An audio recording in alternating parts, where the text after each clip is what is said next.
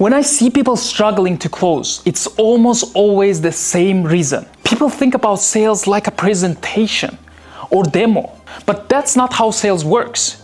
Sales is like a thermometer. 0 is the bottom and 100 is the top.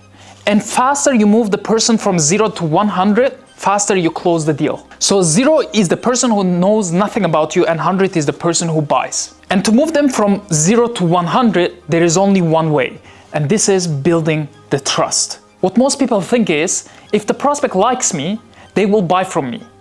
And that one belief is costing so many deals. Do you book Airbnb because you like the founder of Airbnb?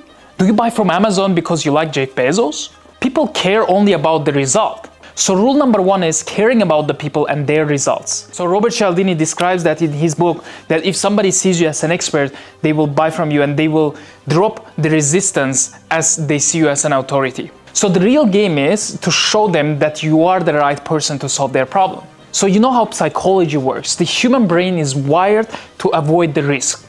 So every time if somebody wants to buy, their brain is asking one question: is this safe?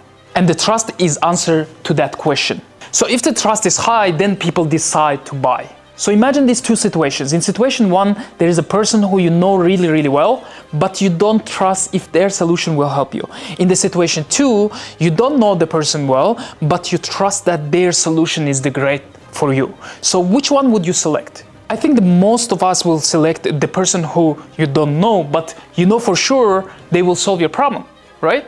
So that is exactly why people buy from somebody who is completely stranger, but know for sure that they can solve their problem. So our brain works following. Our brain wants to know the proof, wants to know if that person helped somebody else. And to do that in the call, to build the trust, you need to show them how you did that for other people, how you helped very similar companies or similar people. So once you do that, their guard is going down because they start believing that you are the right option. So imagine this situation also when you saw somebody was posting the content over and over and getting great results for people, for many people, not only 1 or 2 people. And the most people think that you build that authority in the call alone, but the biggest opportunity happens way before that, and almost nobody is using this. Have you ever wondered why some prospects show up on the call already excited about your solution and others show up completely cold and defensive? And you even didn't start any conversation. Because what happens is they Google you, they check your LinkedIn, they read your testimonials, they do a lot of research before even coming to the call. So if you have no presence, your prospects will be completely cold. And there you need to build everything from scratch. This is something that most people don't even think about. Even if you have the best call of your life, say everything right, handle every single objection, they will still say, let me think about it. And the reason is very simple. They want to go and validate that everything you just told them is correct. They want to check if this is actually true what you said. And if they don't find any validation after the call, the deal dies. That's exactly why you want to send them information in advance. When they already consumed your content, read your testimonials, saw your results before even the call, they are not validating that. They already validated that beforehand. So now the call is just confirmation of the decision. So I saw so many people that are closing consistently, and the main thing was not only the closing skills. The main thing was the correct warm-up system before even call started. So that's why you remember the thermometer example. So 0 is where they are completely cold, and imagine after first contact, you start warming them up and they come to the call by 50. The only thing you need to do, add another 50 points to get the closed deal. But most people, what they do, they bring the prospect from 0, they try to bring it to 100 in just one call, which is almost impossible. So that's exactly the reason why the sales calls are feeling like the fight sometimes. So the world has changed. 10 years ago, this was working completely different, but nowadays, everyone is consuming content, everyone has digital presence. And if you don't have it, if you don't have testimonials, if you don't have faces on your website, if you don't have digital presence, it will only kill your authority and also will kill the trust before prospects come to the call. And once the foundation is there and you send them over some information, there is one thing that you can do that will take you maybe 5 minutes to do, but it will help you a lot to add more and more points to the thermometer. So, and most people don't even do that. So before the call, you spend just 5 minutes to send them over something very specific, saying, I'm looking forward to our meeting, and I looked at your website and I found that this specific information can be helpful for you.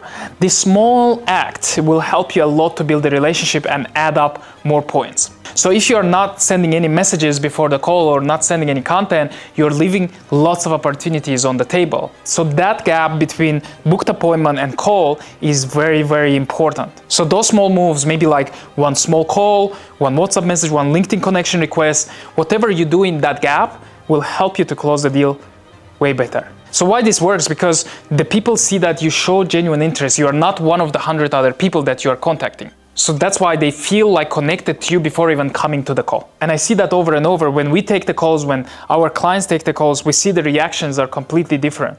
People come very warm saying, oh, I saw your message. Thank you for sending all this information. So once you are in the call, the next thing that you need to do is start doing the call with the right structure and with the systemized way.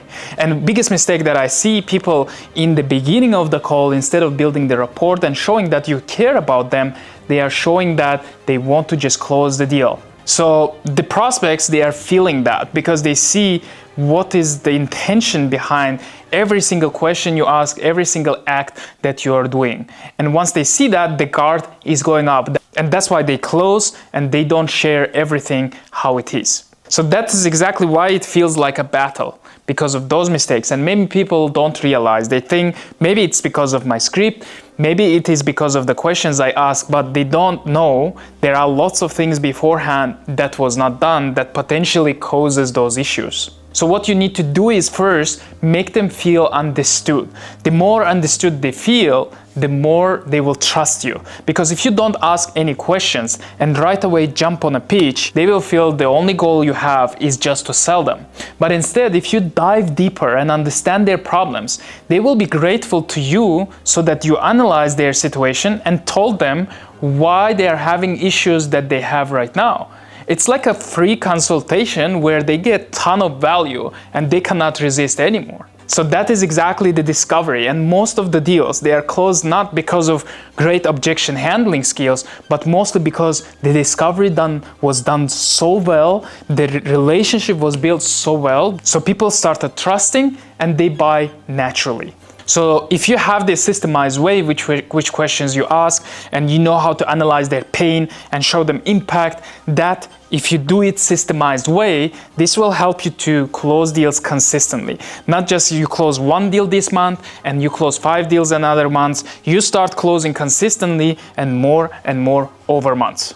So you need to detach from the outcome. You need to show them that if they don't buy today, it's totally fine for you. And if they feel that you want to definitely close them, they will feel that neediness. And people don't buy from somebody who come across like needy, right? So people are there to solve their problem. And you need to give the feeling that they need you more than you need them. And once you do that, it starts building more and more authority in the call. So if somebody says, I need to think about it, right? If somebody says it's too expensive or they have a lot of uncertainties, the main reason why, because maybe the structure was completely wrong. Or the second thing is they can have always objections. It's normal because you know how many other companies out there existing. Maybe they were burned many times in the past and they had so many challenges that they don't trust anybody anymore. So your goal is to show them that you are a different person that cares. I had this one time in sales call where the guy showed up and he didn't even try to sell me. He told me, how can I serve you? How can I solve your problem?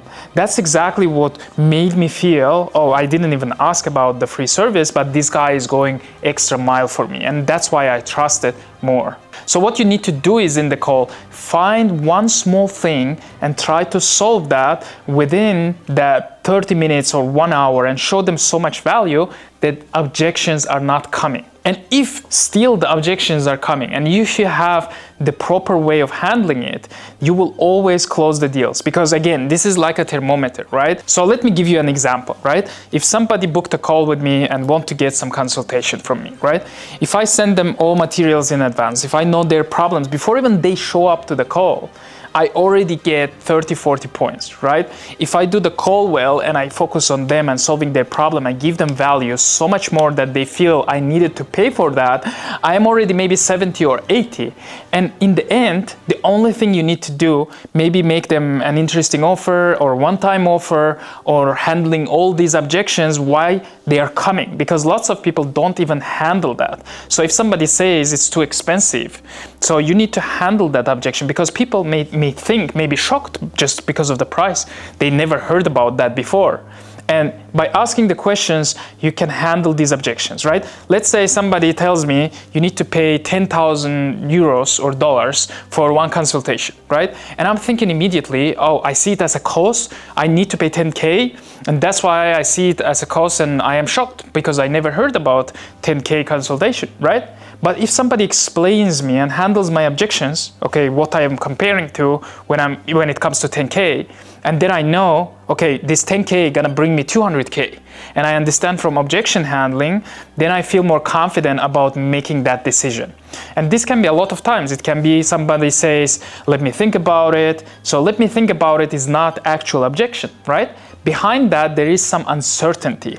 And your goal is in the call, understand that uncertainty and handle those objections. And that will also add more trust, because you will show again that you really care about them. But you need to be very careful, because if you come across like you just want to close them, this will be completely different.